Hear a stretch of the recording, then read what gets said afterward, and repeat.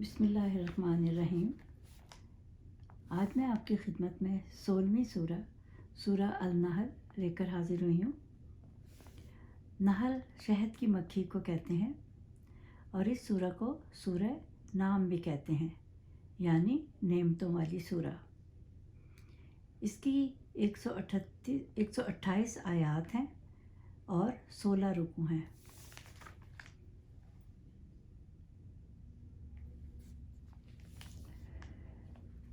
और ये सूरह हिजरत मदीना से कुछ अरसा कब्ल नाजिल हुई। कुफार कहते थे कि अज़ाब कब आएगा, तो अल्लाह ताला ने कहा कि आया ही समझो। कुरान को इसलिए उनकी ज़ुबान में नाजिल किया ताकि वो सादा और बेअमल इंसान भी अरबी समझ सकता है अगर वो उनकी ज़ुबान हो तो। और हर चीज़ को पैदा करने वाली ज़ात सिर्फ़ अल्लाह की है और खुदा ने हर उम्मत में पैगंबर भेजे लोगों को नेकी का और सीधा रास्ता दिखाने के लिए। इस सूरह में अल्लाह की नेमतों का जिक्र किया गया है और कहा गया है कि इबादत सिर्फ अल्लाह की करो, और अदल व एहसान का हुक्म दिया गया है और अक़रबा परवरी का, यानी रिश्तेदारों का ख्याल रखो और हर काम में तवाज़ुन रखें, लोगों पर एहसान करें और रिश्तेदारों का ख्याल रखें। खुली बेहयाई से मना किया गया है, शराब नोशी से मना किया गया है, सरकशी से मना फरमाया गया है और कहा गया है कि किसी की हक तलफी ना करना और तक़वा इख्तियार करने का हुक्म दिया गया है। मक्का में अमन व सुकून था, मगर दावत दीन को कबूल ना किया तो इन पर हालात तंग हो गए। इंसान और जानवर को पैदा करने वाला सिर्फ खुदा ही है। अल्लाह ने आसमान से पानी बरसाया और फिर फल और अनाज पैदा किए। ये उन लोगों के लिए निशानियां हैं जो कायनात पर गौर करते हैं कि ज़मीन और आसमान का बनाने वाला सिर्फ खुदा ही है। और अल्लाह ताला ने समंदर पैदा किया, इसमें मछलियाँ हमारे लिए पैदा की और समंदर से हीरे और जवाहरात पैदा किए। समंदर में बड़े बड़े जहाज़ चलते हैं, तिजारत करते हैं और पहाड़ पैदा किए और उनमें रास्ते बना दिए ताकि एक जगह से दूसरी जगह जा सकें।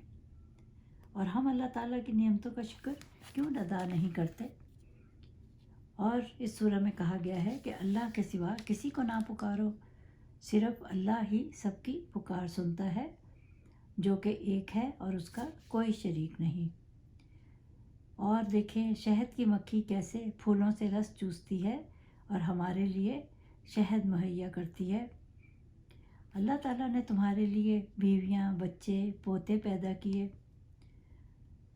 और जो पाकीज़ा चीज़ें पैदा की उसके लिए अल्लाह का शुक्र अदा किया करो, नाशुक्री ना किया करो।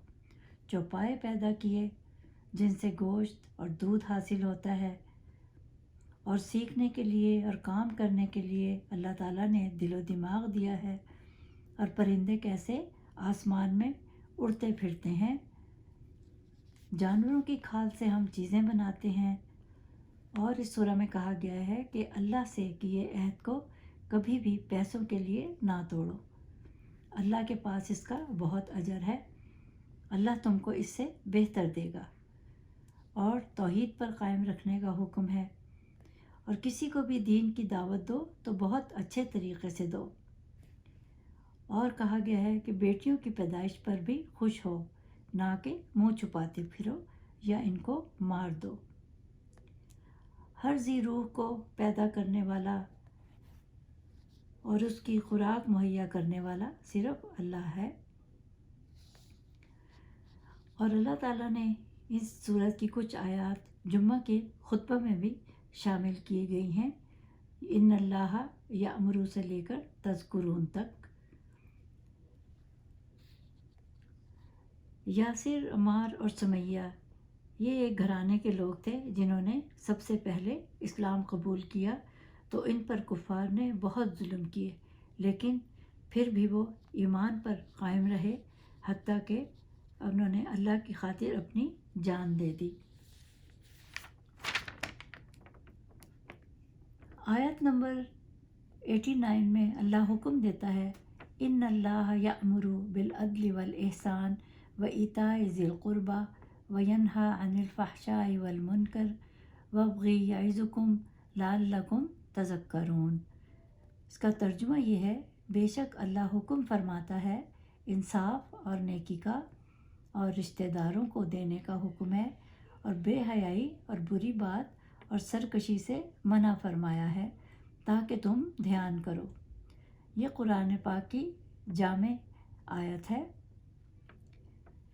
और इसकी एक और आयत भी है, वस्बिर से लेकर यमकुरून तक। कहते हैं कि जो सूरह नहल की इस आयत की तिलावत रोज़ करेगा और हर नमाज के बाद इस आयत की तिलावत करेगा तो उसके जितने भी कर्ज़े होंगे सब मुआफ़ हो जाएंगे। और इसका तर्जुमा है कि तुम सब्र ही करो, और सब्र भी अल्लाह ही की मदद से है, और इनके बारे में गम न करो, और जो ये साजिशें करते हैं उनसे तंग दिल न हो। तो हमारा भी फ़र्ज़ है कि हम हर सूरा को तर्जुमे के साथ पढ़ें ताकि हमें इसके बारे में मालूम हो कि ये सूरा किस लिए नाजिल की गई और हमारे लिए इसमें क्या फ़ज़ाइल हैं। इंशाअल्लाह दूसरी सूरा लेकर फिर हाज़िर होंगी। तब तक के लिए खुदा हाफिज़।